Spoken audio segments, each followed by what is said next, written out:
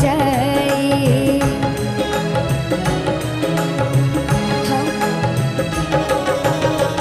हमारी जवानिया पे जग झुक जाए, जग झुक जाए। हाय ठाड़ बहराए तो हरी जवानिया ता मोहि तरसाए,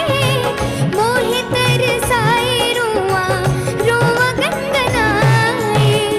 देख के दबी रे मुस्कान ए राजा हमरी जान ले बका है, खाई के मगही पान ए राजा हमरी जान ले बका, जान ले बका तू हमरी जान ले बका, जान ले बका तू हमरी जान ले बका।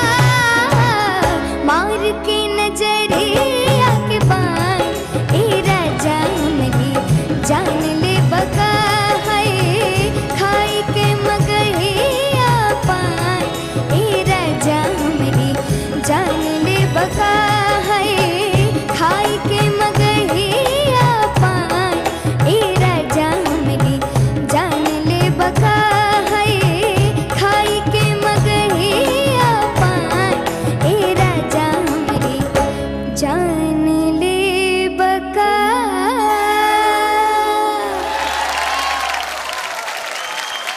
आवाज़ अच्छी है आर्य नंदिनी की। मेरी दुआ है आर्य नंदिनी आर्यावर्त की बने वंदिनी। और तोरे खातिर जब हम आज कल्पना जी की कुछ भी का कहते, मुझे लगता है थोड़ी सी और ठहराव की ज़रूरत है बस। बाकी तुम बहुत अच्छा जा रही हो और आई एम हैप्पी।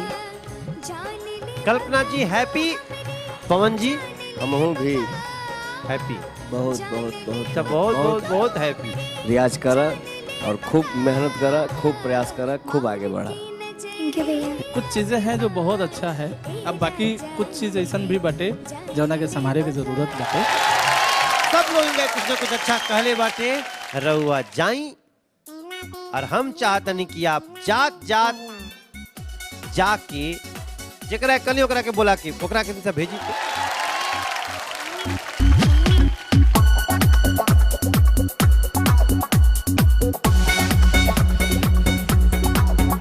आकाश अपनी पनिशमेंट मत भूलो, और तुम्हारी ये पनिशमेंट है, तुम छोटे हो इसलिए तुम्हारे लिए ये पनिशमेंट है कि तुम दोनों दीदियों लोग का पैर छू के आशीर्वाद लो। हम ना पैर और छुए बटन है।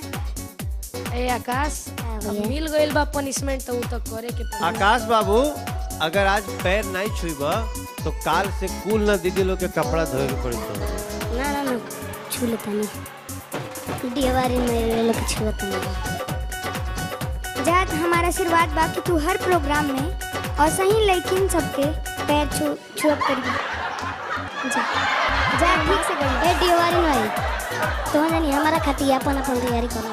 और हमारा आशीर्वाद सुनो, हमारी आशीर्वाद बा कि तू जैसन छोट बड़ा वैसन तो के छोट मरारू मिले और ऐसने खूब सकती।